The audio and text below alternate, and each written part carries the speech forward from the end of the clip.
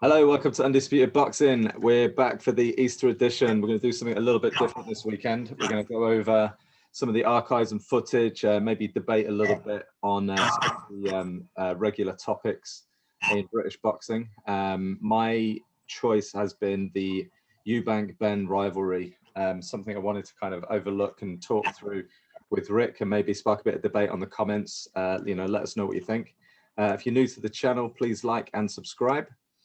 So whenever there's always a top 10 British boxers of all time or top 10 British boxers of a modern era, Eubank and Nigel Benn are always kind of listed. And I've noticed that Eubank always kind of gets the edge, is always listed above Nigel Benn. And I always kind of took sort of slight issue with it, only because I really thought that in the second fight that they had, where it was declared a draw, I really thought that Nigel Benn got the edge in that. And I think that was most of people's opinion at the time, was that Nigel Benn won. Obviously, Chris Eubank won the first one by knockout. And yeah, I really think that, I mean, it just goes to show that people always remember the actual result rather than the fight and how it went. They always go to BoxRec, they always see who got the actual decision. Yeah, I really thought that Nigel Benn actually did a number on him in the rematch. And also, I think when you look at the body of his work and his resume overall, I actually thought he had a slightly better resume than Chris Eubank. Chris Eubank was very kind of famous for, picking Mexican road sweepers, as Nigel Benn used to always quote Chris Eubank. But these two, I mean, the fighters themselves, I mean, there were real crossovers. They actually got boxing being talked about in the front pages, in the late 80s, early 90s. And, they were on Jonathan Ross and, morning talk shows. And, and along with, Frank Bruno, they actually got, boxing back into the mainstream, which was, when I actually first came to be a boxing fan myself, which the first fight I ever saw was Chris Eubank, Michael Watson 2, which was actually the rematch. But yeah, I mean, we could touch on that in a bit, but going back to the Eubank Benn rivalry, I really do think that Nigel Benn had the much better body of work, and a lot of the big fight that he did win, that a lot of people kind of overlook, and probably partly to the because of the tragedy, was the win over G-Man, Gerald McClellan, which was, Nigel Benn was advised strongly not to take that fight. Nigel Benn was the champion at the time. Gerald McClellan was stepping up from middleweight. He actually beat, he got 2 knockout wins over Julian Jackson. Julian Jackson at the time at middleweight was, regarded as, one of the best middleweights. He obviously beat Harold Graham. Yeah, a lot of people advised that he should not have taken that fight with Gerald McClellan. And Gerald McClellan went in as a hot favorite. And yeah, and obviously, what we saw was an absolutely fantastic fight.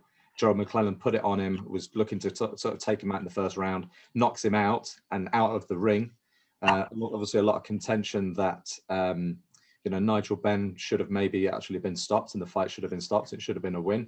But obviously, in Nigel Benn, I think this is one of the reasons why Nigel Benn was a true fan's favorite whenever he was under pressure, because he was never a great boxer. Like, he didn't really have a great jab. He didn't really have a jab.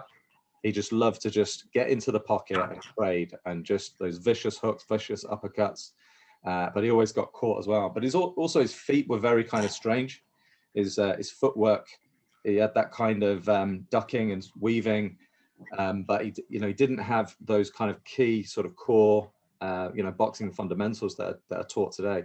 And I think that's partly because he really learnt the boxing in the army very kind of late on in his life, and he had, I guess, some bad habits, but I mean, it worked for him. I mean, the amount of power and torque he used to generate from his right hand and those hooks, that vicious left hook that he put so many people to sleep with.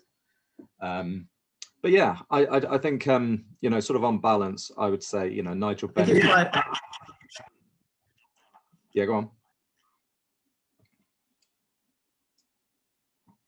I think it's a bit unorthodox, like you say, his style was very strange, and I think that hindered him sometimes, especially defensively, but also helped him because he He was doing what people didn't really train for.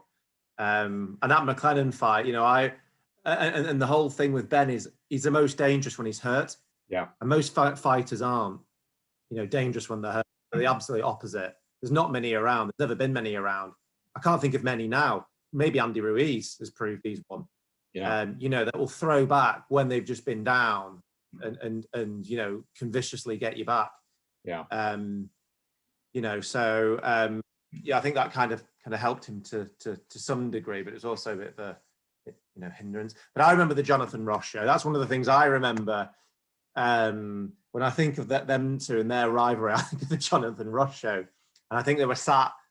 Eubank was just sat away. I mean, it was a fight, but it was also like a comedy as well in the background. That's how I always saw it. There was a comedy like show or going on, and then it's the fight because it was just hilarious, but it helped sell it. Yeah, and like you say, made it kind of come you know, mainstream. Exactly. Yeah, there were two characters. You know, Nigel Benn was kind of the playboy, the party boy, the vicious knockout artist, and Chris Eubank was the kind of viewed in some eyes as, you know, quite pretentious. You know, got the cane and the monocle, but you know, there were two just absolute characters, and like you say, really, really sold it. And the interesting thing as well, the trio of them was Michael Watson, and you know, as tragic as an ending he had to his career, it was really tragic that he never won a world title, because Michael Watson for me was the better of those three. You know, Michael Watson was, you know, a far better boxer. He beat Nigel Benn, knocked him out in the 6th round. He executed the perfect game plan. Nigel Benn going into the Michael Watson fight was a heavy favourite. Again, it was for the Commonwealth and British title, and it was touted as being whoever won that fight was going to go on to fight Mike McCallum for the WBO middleweight title. And Nigel Benn obviously going in as a, you know, red hot favourite. He went into that fight 22 wins, 22 knockouts, no defeats, no draws. Michael Watson had picked up a defeat early on in his career, I think his 7th or 8th fight, and he just executed the perfect game plan. He weathered the storm.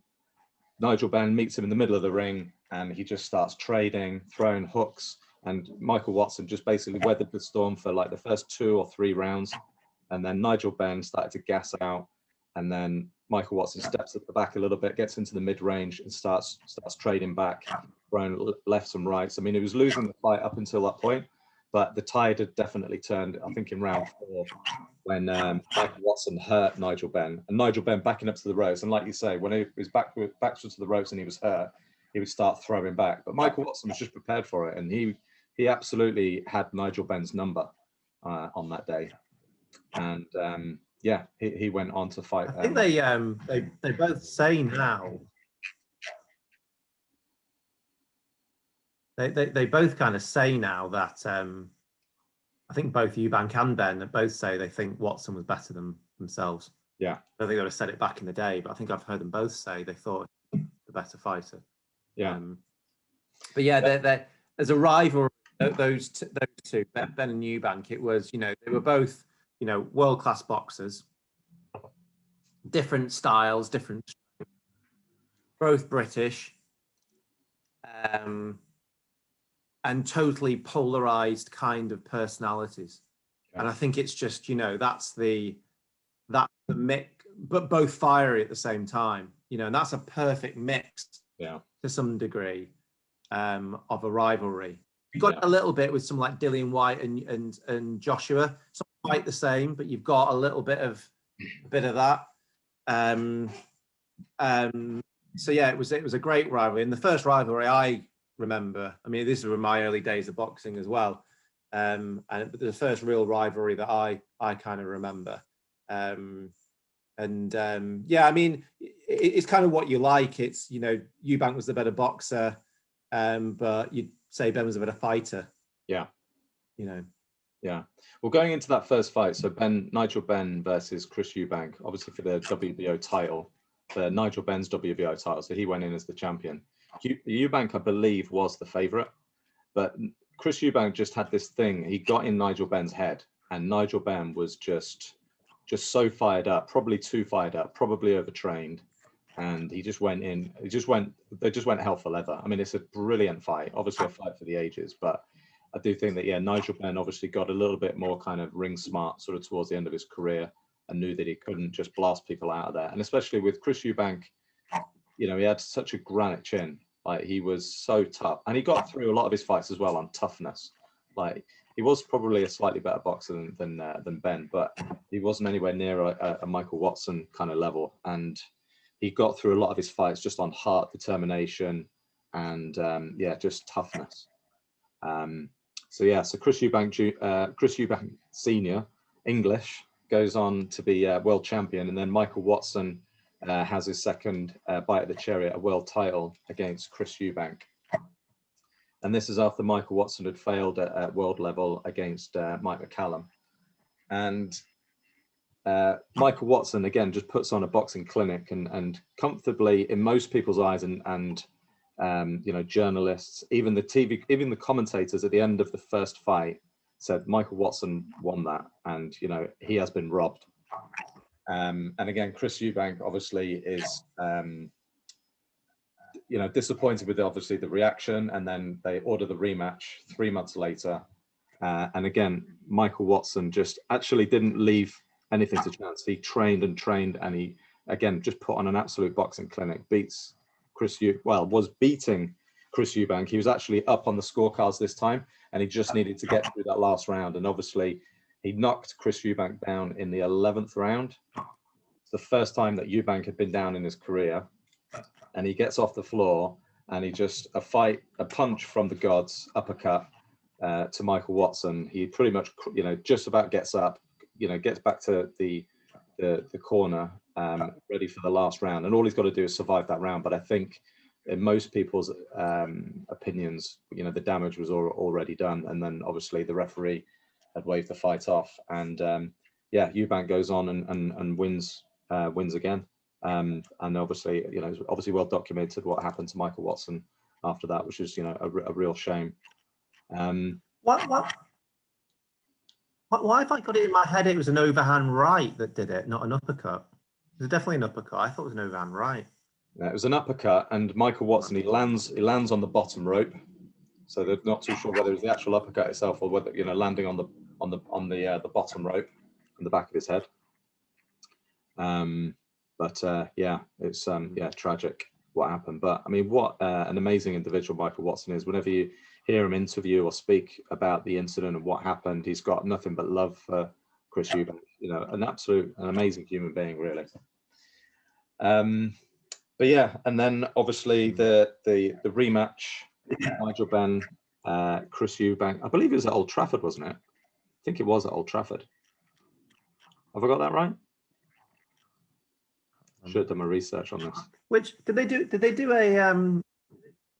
do a Jonathan Ross before each fight?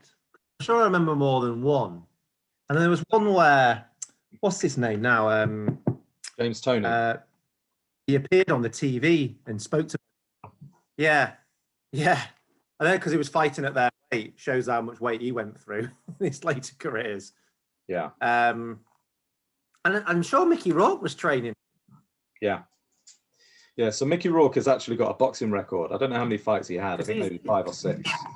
But he was training with James Toney at the time. So at the, I mean, whilst people always talk about the glamour middle and super middleweight division in the UK, and it was kind of booming because obviously we had our 3, but across the pond you had Mike McCallum from Jamaica, the original body snatcher, who was, you know, awesome. But you also had Michael Nunn, and you had James Toney, and then Roy Jones Jr. was obviously the '88 Olympic silver medalist, went pro and just blasted through, you know, the levels. I think at the time James Toney was the IBF champion, and Nigel Benn was the WBC. Roy Jones Jr. and obviously Gerald McClellan as well. And there was actually a lot of talk that Gerald McClellan was in advanced talks with a fight with Roy Jones Jr. For after the Nigel Benn fight, but then obviously, you know, that went up in smoke after the Nigel Benn fight. But yeah, I do remember that James Toney obviously talking a lot of smack. I mean, James Toney and Roy Jones Jr., in my opinion, were probably the better boxers, and I think they probably would have they would have beaten Eubank and Nigel Benn. I just think they were just a level above, to be honest. Yeah, James Toney always suffered with discipline and managing his weight. He lost to Roy Jones Jr. in their bouts, but apparently James Toney had a real nightmare trying to make weight, and he was just very ill disciplined. There's actually some really good yeah, I mean, this is one of those things where I think. Oh, go on. Sorry, we've got a bit of a delay. It's sometimes tricky for us, but I think that this is where their careers needed each other. Can you imagine both of their careers without each other? Yeah. You know, there's fighters that always needed that dancing partner, and without it, their careers would be actually a lot less. Because I look at Eubank, you know, he fought some bigger names towards the end and got beat. And then, you know, he had the Benn success and the Watson success, but then he just seemed to fight, you know, he was just holding on to that WBO from memory. And yeah, I think it was Frank Warren, his promoter, great at, but I think he had Frank Warren and Hearn, didn't he? He definitely had Hearn. And they just kept seeming to get him defenses against WBO opponents just to keep him going and build him up into this enigma type character in Britain. But I look at it and I don't think he took tons of risks. No. Until kind of the end. Yeah, well, I think he never went in against a killer, like you know that's he went in against a killer against McLaren and you know, tough fight, but did a job. Yeah, and that for me kind of again sort of echoes the point that Nigel Benn for me had the better career. You know, he took the risks. He obviously, you know, took the losses, but he went out to he lost his WBO title, and then he went out to America and he fought I think it was Doug DeWitt who he won the title. He won the WBC title, I think, in the UK, but then he went across to America. He fought Doug DeWitt and he beat Iron Barkley as well, knocked them both out. So yeah, I mean, for me, I think, you know, Nigel Benn probably goes down as the slightly better career overall. I mean, they both lost to Steve Collins, you know, pretty comfortably. But for me, Michael Watson was a level above both of them. And I just think it's so strange how, you know, Nigel Benn and Chris Eubank are both, you know, two weight world champions. And Michael Watson was only ever really Commonwealth champion. So he goes down really for me as one of the best British boxers that never won a world title, along with, you know, Harold Graham, who's a bit before my time, but I know that he's widely regarded as one of the best boxers that we've produced that never won a world title. Yeah. Yeah. Yeah, it's life, I suppose, isn't it? Yeah. How it. I think it's just goes. So it's down to the characters as well. I mean, one of the best rivalries we've ever had in Britain. Yeah. The opportunities that you get, as you rightly put out, are they're given, and it's so, in some cases in today's game where the opportunities are given to people that have got the biggest profile, not necessarily the best boxer. Michael Watson, after beating Nigel Benn, was featuring on Nigel Benn's undercard, and Nigel Benn's getting $500,600, and you know, Michael Watson's picking up 15,000 pounds as an undercard fighter, and he had beaten Nigel, but he had beaten the man. So yeah, it just feels a bit of an injustice, to be honest, but there we are. All right. When I think of this, when I think of these two in this era, I always think of the Sky Sports when they were starting, and that music that they used to play, quite cheesy boxing music, and then really crappy, like flashing lights. Yeah. And just look, I don't know where they used to fight. I think maybe when but they were quite. The crowd looked quite close to the ring, and I don't think they had such thing as VIP seats particularly. But there was like a haze of smoke in the air. Yeah. And it just felt violent. Do you know what I mean? You watch boxing now, it just looks a bit more crisper and obviously hate and all that, but I don't know. I mean, you do get a rough lot at some boxing fights. You still do. Yeah, but I think back then it'd have been a right. Oh well, you know, but I just remember that crappy music, the flashing, the old Sky Sports logo, and just like smoke in the air. Yeah. Well, I remember I rewatched Nigel Benn versus Michael Watson, and that was in Finsbury Park. Like I think it was a hall in Finsbury Park, sort of. So it's a fairly sort of dingy sort of location. And the commentators, as the fight would finish, you know, obviously they're carrying Michael Watson, but it was getting really kind of like leery, and you could hear the fear in the commentator's voice. It's all basically kicking off behind them. And this was in 1989. So this was kind of a heavy kind of hooligan era. Like the football grounds of that generation would have not been particularly friendly places to be. And I can only imagine the people that are going to watch the boxing of a similar kind of clientele. It probably wouldn't have been all the glitz and glamour that you get in today's boxing, as you say. Yeah. Just before we finish, here's a question. I mean, you didn't get any stadium fights back then, but if you could get a Benn Eubank rematch now in their prime, you'd fill Wembley. Easy. Yeah, comfortably. I mean, it's weird. I don't know what it is. I don't know if it's if things have become cheaper or more accessible, but it makes you wonder how they didn't. I mean, Bruno went on to, I don't know if he filled Wembley. I get the feeling he didn't actually. I get the feeling it was 50,000. I don't know if it just shows people have more disposable income nowadays, or what it is. But that fight, I would have thought, should never be in arenas. It should have been in even the first one. You know what I mean? Yeah. All of them should have been in stadiums. It's mad, really. Well, I think the second one was in Old Trafford, for sure. Benn Eubank too was in Old Trafford, and it's really tragic that they never got to fight again. I really think they deserved a number 3, but wasn't to be. But I mean, yeah, there's a lot of talk in today's world like that. We're waiting for like the next pay-per-view star, or who's going to be the next pay-per-view star after AJ, because there's a big drop off. I mean, what Eddie Hearn and Frank Warren would do for a Nigel Benn or Chris Eubank now, and they were selling out arenas and stadiums, and this was before social media. This was before creation of characters in boxing and all that kind of stuff. They really, in many ways, really sort of broke the mold. But yeah. All right, I think I've rambled on enough. I think the slight difference is though. Oh, sorry, just let me finish. The slight difference is when they were doing stadium fights back then, they were never filling them. No. They were almost using them because they could get a bit more than arenas. Yeah. So if the arenas held 15 or 20, they could probably get 30 or 40. So they'd throw it, And at Old Trafford, I think it was 45,000 plus. Then you could probably get 55 in it at the time, and they weren't doing that. And when Bruno fought, sure, it was only 50,000 at Wembley. Yeah. So they still weren't filling them. They were almost between stadium and arena, I suppose, rather than just that's a clear arena fight. Yeah. I mean, look at Fury and AJ. I mean, we spoke about it loads on this channel. If they thought you could, they're going to have 90, maybe 100,000 at Wembley, you could probably fill that twice. Yeah. Yeah, most probably. So yeah, things move on. All right. Yeah, thanks everybody for listening. Listen to my ramble. Let us know what you think. Leave some comments in the section. Good or bad, disagree, agree. And yeah, we're going to do another one. What we're going to do next, Bruno Tyson rivalry. Yeah. All right. Thanks everybody for listening.